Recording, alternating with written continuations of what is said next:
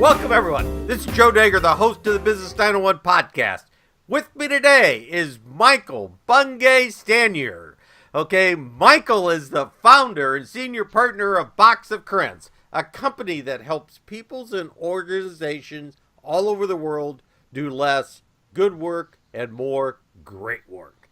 Box of Crayons is best known for his coaching programs that give busy managers the tools to coach. His latest, The Coaching Habit, is the subject matter we're here to discuss today. And Michael, I have to tell you, what a pleasure to have you. Joe, it's almost twice the pleasure on my side to be here. So thank you. I'm really excited to be here. I've been looking forward to this call for a while. Oh, that's fantastic. I have to say, the Coaching Habit book, as it said in an Amazon review, is brilliant in its simplicity. And I have to ask you about writing of the book, because you had to spend 5 times as long editing it as you did writing it to get it like that. It almost killed me writing this book. So it's actually my 5th book, but this is the one that's taken the longest and was definitely the hardest. So I had this idea for the book maybe 4 years ago. I wrote a version of the book. I showed it to people. They said, this is terrible. I was like, oh. So I wrote another version of a book, and they said, also a terrible version of a book. And then I got connected with an editor, so I gave them a pitch and I sent them I wrote a third full version of this book. The editor went, this is a terrible book. I was like, man, this is very depressing. And I really was desperate to walk away from this book. But actually, it was just something I went, I've got something to say here. I think it's good. And I kind of figured out again what I was really trying to say. And Joe, when I was writing this, I was like, one of the best decisions I made was to say, I'm going to write the shortest book I can that's still useful. Because, so many business books, even if they've got some grains of truth in them, they're kind of overwritten, overlong, padded out. And I'm like, no. Look, the people I'm writing for are busy. They want things to happen fast. They want it to be super practical. How do I write the book for them? And it was on the 4th or 5th go, along with having a great editor, that I finally got, this is a book that is lean. I really wanted to get a book that was like, it's all muscle and no flab. Oh, and I think you did a fantastic job. I have the Kindle version, of course. I have the audio version. And as I mentioned before the podcast, I just listened to it again yesterday. And it seems one of those timeless pieces. The other part of it is I've had the 7 essentials questions pinned up on my desk for a reminder, taped to a monitor. You can't. I love that.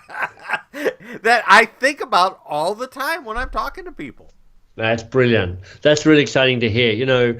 The whole point of the book was, as I said, shortest book I could that's still useful. And having come up with I've been interested in coaching for years, but I finally had this aha moment that, look, most managers, most leaders, they don't want to be coaches. They just want to be more effective managers and leaders. And so I'm not trying to train anybody to be a coach. I'm trying to train more people to be more coach-like. And I experimented with this, Joe, but in the end I went, 7 good questions can take you a long way down the path to be more coach-like. And honestly, what do I mean by more coach-like? It's just, can you stay curious a little bit longer? Can you rush to action and advice giving just a little bit slower? Because we are so wired to action, to movement, to get stuff done, that so often that we're all working flat out on solving the wrong problems. I'm trying to get everybody to work less hard but have more impact in the work that they do. And I think being more coach-like is one of the best ways to do exactly that.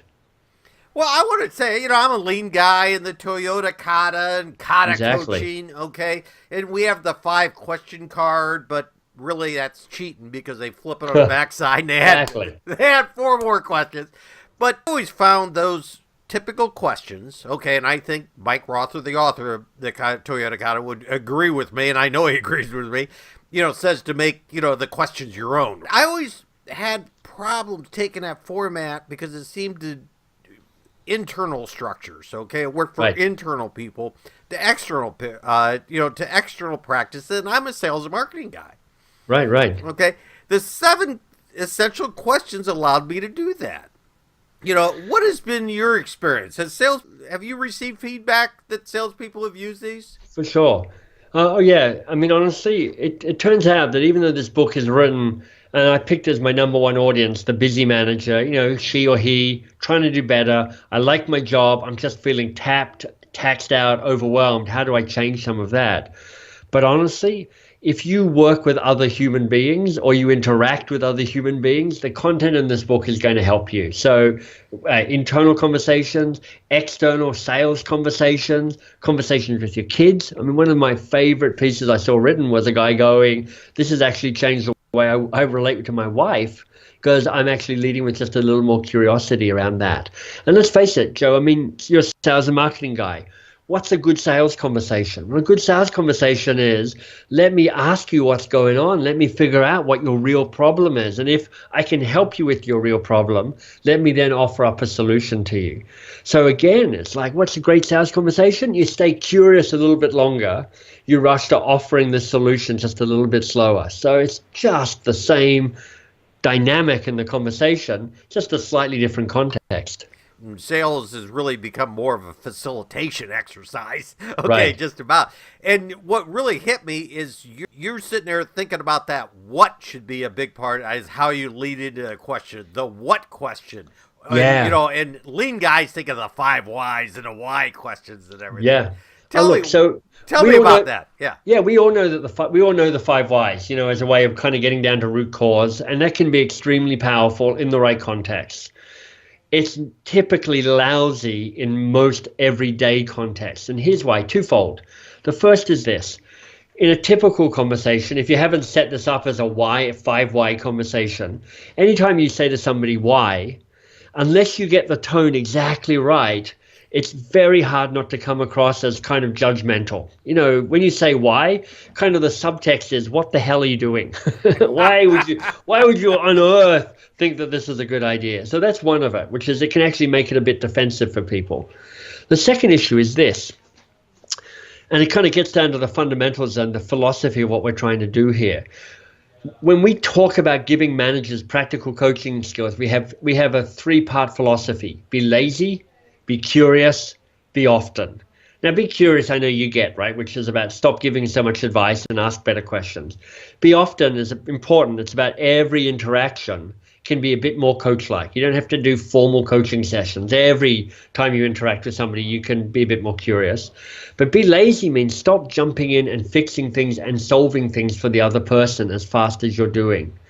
And here's what I discovered. Most managers and leaders, when they're asking the why question, they're not doing it in service of the person they're asking. They're doing it in service of themselves so they can gather more information so they can then give the advice they want to give.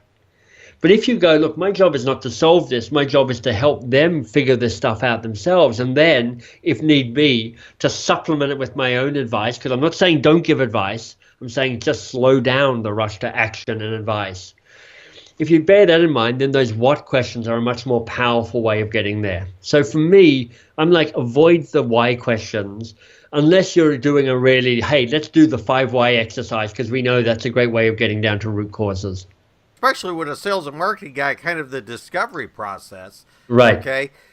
The one question, we use those what questions, but one of the things I have is we're trying to be impactful sometimes too quickly. I think coaches are too, because they think they have to provide value.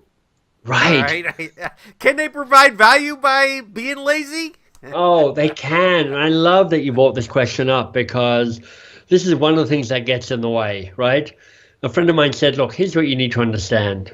When you're on the side and you're now asking questions rather than telling people what to do, you are in the land of the question, but the other person's in the land of the answer. But being in the land of the question is actually far less comfortable than when you're in advice-giving mode. Because here's the thing, you're in advice-giving mode. Somebody goes, hey, Joe, how do I? And you're like, oh, awesome. I'm about to add value to this conversation now. I'm about to pontificate. I'm about to draw on my years of experience. This is going to be fantastic. They're going to love me for this. Now, you got to remember, your advice is never anywhere near as good as you actually think it is. So there's that. And you've also got to remember that so often you're giving advice to solve the wrong problem, because you think that the first challenge they mentioned is the actual challenge. And so often it's not. It's just the first challenge. But when you're in advice giving mode, even though you're probably solving the wrong problem and your advice isn't that good anyway, it feels pretty awesome because you're in control, you've got high status, you're the expert, you're adding value, people are grateful for your pearls of wisdom. It feels pretty good, even though it's not having much impact. Here's what shifts. Ask a question and you're now empowering the other person. Now, empowering the other person sounds great until you realize that it means giving up power, giving up control to the other person. So when you ask a question, you're in a land of ambiguity. Was that a good question? Are they able to answer the question? What happens if they come back with a crazy asked answer that I don't understand or can't handle? Where's this conversation now going? But Joe, I think of this as a perfect example of servant leadership. You're willing to put yourself in a place of uncertainty and ambiguity in service of the other person so that they can become more competent and more confident and more autonomous and better able to manage themselves. And in doing that, they win, but you win as well. So that's the real challenge is really being in that comfort zone when you're asking questions somewhat, right? Right. So look, even somebody like me who's had years of experience asking questions and, tries to, I try and follow my own advice in the book and be more curious. But there are sometimes I ask a question and that moment where you ask a question and there's that heartbeat or two of silence. And what starts rattling around in your head is, oh my God, they don't know what they don't know what's going to say. That was a terrible question. I'm a failure. They're going to hate me. They're going to see that I'm a charlatan as a manager and a leader. What's going on here? But honestly, as anxiety provoking as silence can sometimes be, even a second or two, they're going to crack first. So you take a breath. You take another breath, and before you know it, they're into it, they're talking about it, and you're really serving them at a new level. There's 7 essential questions, okay? You got great names for the kickstart question is what's on your mind and things. Yeah. But of those 7, which one has been the most useful to you? Have you worn one of them out? Well, that's a great question. I like that question. It's really making me think. Here's the question I use most often, because I teach and I facilitate. The question I use most often is the second question, AWE, the awesome question, and we talk about it as the best question in the world in the book. And this question is simply, and what else? And what's powerful about it is to realize that the first answer somebody gives you to a regular question is never their only answer, and it's rarely their best answer.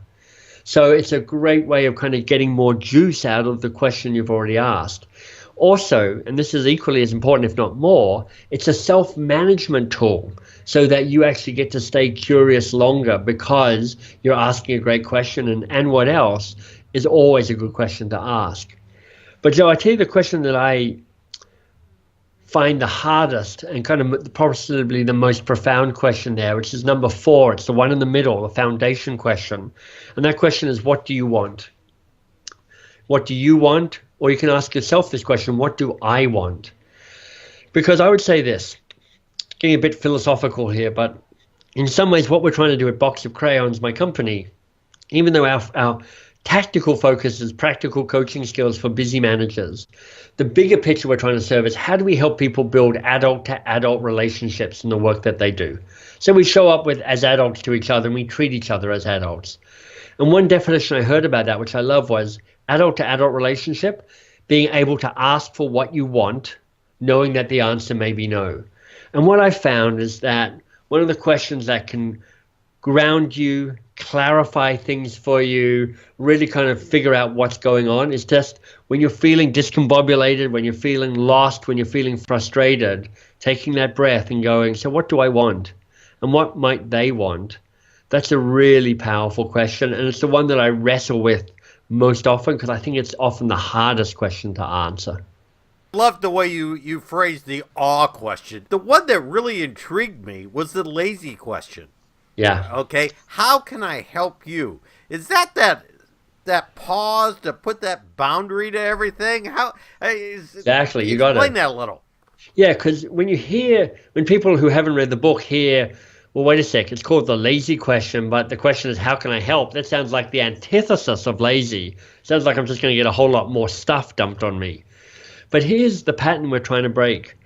And a little kind of side note, there's a really powerful model. We talk about it in the book called the drama triangle. And most quickly, here it is. When things get dysfunctional, and things always get dysfunctional, three roles play out. The victim, and you know what the victim looks like and sounds like. The persecutor, you can guess what that looks like and sounds like. And the rescuer, you can guess what that looks like and sounds like, right? These kind of patterns of behavior. And all three of them are equally dysfunctional. And we play all of them all of the time. But most of us have a preferred role that we play most often. Now, when we're teaching this in our programs, we have people standing around a triangle that's laid out on the floor, and I'll say to them, hey, go stand by the role that you think you play most often. And here's what happens. Guaranteed, 90 to 95% of everybody end up on the rescuer edge, right? They're like, oh my God, I'm a rescuer. Oh my God, everybody's a rescuer. And then you get to ask them, hey, so how's that working for you? And honestly, it's terrible. Like, I'm exhausted, I'm frustrated, I'm trying to do everybody else's work, I don't get to do my own.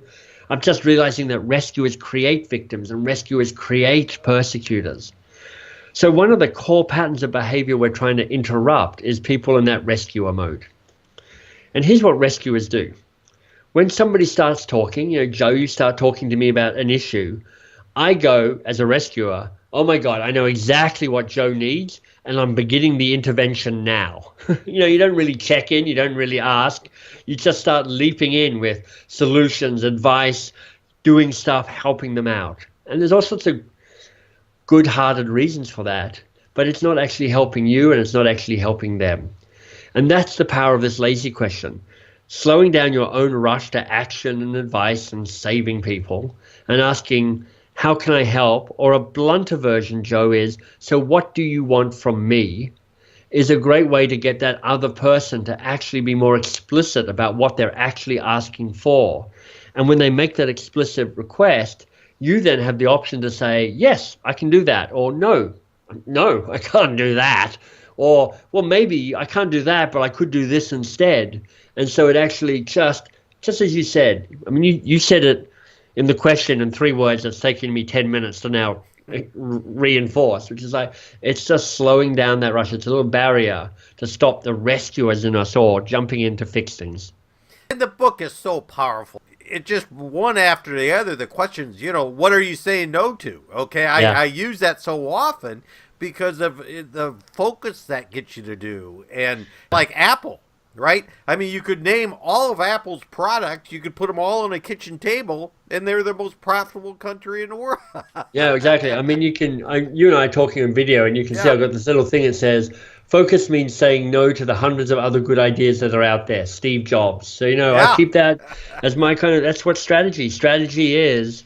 What am I going to say no to so that the stuff I'm really saying yes to gets its full attention and its full share of energy and passion and resources? Well, the learning question is the end, okay? Yeah. And we're near the end of this podcast, and I have to ask you, okay? Yeah. What was the most useful thing that you've learned from your own book, from your own writing, engaging afterwards? Well, that's a great question. I don't think I've ever been asked it just quite like that before. I mean, just for everybody listening in, that what we found is that if you want people to grow, be more autonomous, more self-sufficient, you've got to be a teacher. And to be a teacher, you have to understand how people learn. And they don't learn when you tell them stuff. They mostly learn when they have a chance to reflect on what just happened. And just as we've done here, I've now got a chance to reflect on what this book has taught me. And this is the learning moment for me. And I tell you, one of the things that it's taught me is it's hard to write something that is simple and elegant. There's an American jurist, Oliver Wendell Holmes. He said something like, look, I wouldn't give a fig for simplicity on this side of complexity, but I'd give my right arm for simplicity on the other side of complexity. And I think what people respond to in this book is it feels like simplicity on the other side of complexity. Like we've started off simple, got messy and complicated, and then kind of just honed it down to something that's elegant and practical and useful. And it just took a vast amount of effort to make this sound like something I just dashed off in 5 minutes in a simple, timeless way. So I think just that reminder that, look, to really craft something that can be really powerful, sometimes you just have to stumble around for quite a while and do another iteration and another iteration to make it really work. Yeah, I think that's good advice. What's upcoming for you, Michael? Well, so here's one of the things that's a real focus of the book, which is I want people to learn the stuff that's in the book, but mostly I want them to change their behavior. That's why the first chapter of the book is about habit building, because if you don't understand the science of habits, it's really hard to more deliberately and mindfully change your behavior. And so what we're working on now is a new app that's going to help people be more coach-like, to kind of track their behavior so that when they connect with their regular direct reports or whoever's in their life, they can actually just be a bit more thoughtful about, am I staying curious a little bit longer, or am I rushing to action and advice a little bit too quickly? And actually trying to support people's quest to shift the way that they lead by doing exactly that. So that's the big project we're working on. It's, let's face it, most apps fail dismally. So I'm probably going to fail dismally with this app, but I'm excited where it is at the moment. Well, I think the book is a treasure. Tell me, Box of Crayons. Okay, the name of the company. Can you just give me some insight and how that connects to what you're doing? Well, I mean, the story is when I first moved to Canada about 16 years ago, and I knew nobody. So I'm trying to do my regular, you're trying to meet people. You go out and you connect and you give talks. And I got signed up to give a talk on branding to a bunch of coaches. Super excited. Came up with Michael's brilliant 3 lessons about brands, and then discovered that my own company name at the time failed all 3 of my own 3 lessons. So oh my goodness, I got 6 weeks to get this right or else I'm in trouble. And so I went through a long list of names. I mean, it's a bit of a simplicity on the other side of complexity moment. And then when Box of Crayons showed up, I was like, that's it. I just knew right away that was a great name for me. Because for most people, when you say, so what do you think of when you think of a box of crayons? They're like play, creativity, diversity, enjoyment, all of that sort of stuff. And I'm like, exactly, all of that. So for us, Box of Crayons is a company name that's kind of distinctive and interesting, makes people feel good, and then it invites people in to say, so what do you actually do? Well, I would like to thank you very much, Michael. I very appreciate it. I encourage everyone. I think everyone should have the coaching habit on their bookshelf. And as I said, I listen to it to reinforce things. It's great for before an appointment or to listen in between appointments. It really gives you a good primer on the way in, okay? Thank you. All right, so this podcast will be available on the Business 901 iTunes Store and the Business 901 website. So I want to thank all the listeners for listening. Yes, thank you, listeners. You're awesome.